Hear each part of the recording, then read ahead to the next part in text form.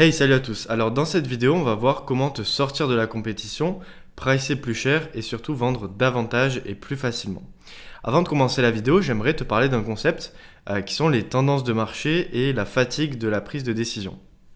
Parce que voilà, quand tu regardes tout ce qui se passe sur le marché, tu vois qu'il y a des gens qui vont vendre des ads pour des e-com, qui vont vendre de la prospection, qui vont vendre du ghostwriting. Donc tu penses qu'il y a toujours une chance pour que tu réussisses et que tu te fasses une place dans cette niche-là. Et tu vois aussi de nouveaux modèles émerger, de nouvelles tendances, de nouveaux délivrables arriver.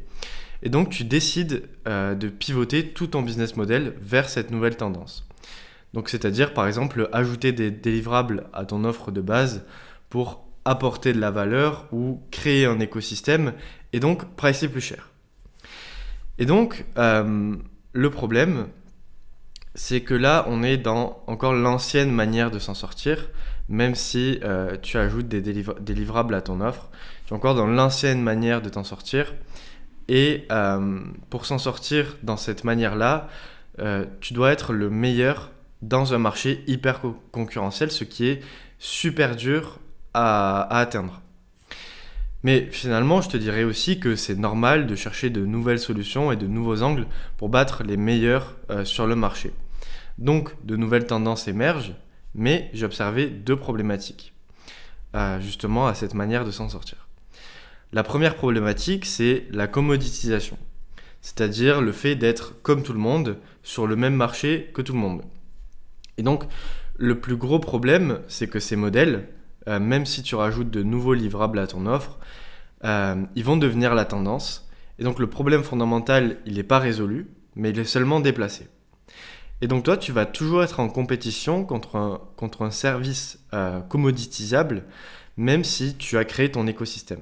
Donc, finalement, oui, tu apportes plus de valeur, mais ce qu'on ne te dit pas aussi, c'est que en apportant plus de valeur, tu vas devoir gérer plus d'opérations, tu vas devoir engager des gens pour mettre en place ces nouveaux livrables et donc créer de la complexité dans ton business et finalement aussi diminuer tes marges. Et donc, tu vas toujours être en compétition contre un service, même si tu as un écosystème. Et le deuxième problème, c'est le manque de skills fondamentaux. La question première à se poser, c'est est-ce qu'un business il peut déléguer tout son pôle marketing à un outsider? C'est pas certain. Et surtout, il y a deux possibilités. Et ça, c'est des choses que j'ai remarquées avec certains de mes clients qui étaient chez mes concurrents et qui sont venus chez moi. Parce que oui, ils pouvaient avoir de bons résultats, mais au final, ils résolvaient beaucoup de problématiques, mais les clients les payaient trop cher et ils l'ont remarqué, ils se sont fait virer. Soit ils n'avaient pas de bons résultats parce qu'ils avaient une grosse équipe à gérer, parce que leurs opérations n'étaient pas bonnes et au final ils se sont fait virer aussi. Et la réalité, donc comme je l'ai dit, voilà, c'est que ça reste aussi très compliqué à gérer avec des équipes. Donc voilà, mettre une équipe et un process pour chaque livrable, c'est beaucoup de travail et c'est très compliqué. Donc par exemple, mettre un process et une équipe sur des ads, des mails, une sales team, etc. Donc la solution, en fait, c'est plus d'être le meilleur en se battant contre tout le monde, mais c'est de jouer à son propre jeu. Et la nouvelle manière de dépasser sa compétition, c'est de ne pas avoir à jouer avec les mêmes règles, en construisant quelque chose de pas seulement meilleur, mais quelque chose de différent que toutes les solutions qui existent sur le marché. Et donc, automatiquement, tu vas être en situation d'océan bleu au lieu de te battre pour des miettes en essayant de battre les meilleurs du marché, ce qui est déjà très compliqué. Et donc, pour faire ça, ton marketing il va se baser sur le fait qu'il existe de nouveaux modèles de livraison, de nouvelles méthodes, en apportant surtout aussi des insights uniques sur le marché. Et je tiens à insister le fait d'apporter des insights uniques sur le marché, et pour ce faire, il y a deux manières de le faire. Il y a à la fois aller les chercher, trois manières je dirais, aller les chercher de sources externes, donc des formations, des podcasts, des vidéos YouTube, des livres. Il y a le fait d'avoir de la data des clients qu'on a déjà eus et finalement faire un jugement sur cette data qu'on a acquise et la mettre sur le marché, ce que je peux faire par exemple.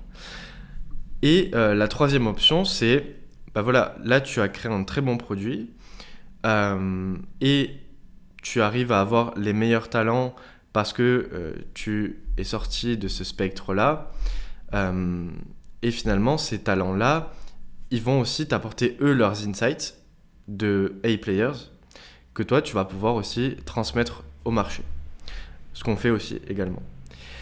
Et donc, finalement, le process à suivre pour créer une offre supérieure et différente à celle du marché et finalement, pas se battre contre tout le monde et pas se battre pour détrôner le meilleur qu'il y a sur un marché, c'est finalement de créer ses offres différemment. Au lieu de te dire, voilà, qu'est-ce qu'il faut vendre, ensuite comment le vendre et à qui le vendre, on va prendre le chemin inverse, c'est de dire, voilà, à qui est-ce qu'on va vendre cette solution, quelles sont leurs problématiques, enfin ça arrive plutôt là, mais à qui est-ce qu'on va vendre cette solution, de quoi est-ce qu'ils ont besoin, donc comment le vendre, et finalement, on va arriver à la conclusion de qu'est-ce qu'on doit vendre pour être supérieur et différent dans un marché très concurrentiel. Donc je vous invite à creuser un peu plus de votre côté ce process.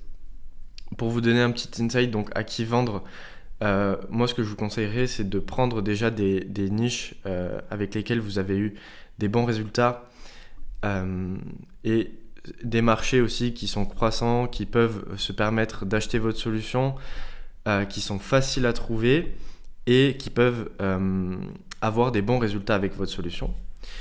Ça, c'est pour cette partie-là. Comment le vendre? C'est en simplement récoltant de la data sur quelles sont leurs problématiques, comment est-ce qu'on peut pitcher ça de manière différente que ce que tout le monde fait sur le marché. Et finalement, on va arriver naturellement à notre solution. Donc voilà, j'espère que cette vidéo vous aura plu. Dites-moi si vous avez des questions en commentaire, j'y répondrai avec plaisir. J'espère que tout a été clair et on se dit à la prochaine. Bye bye.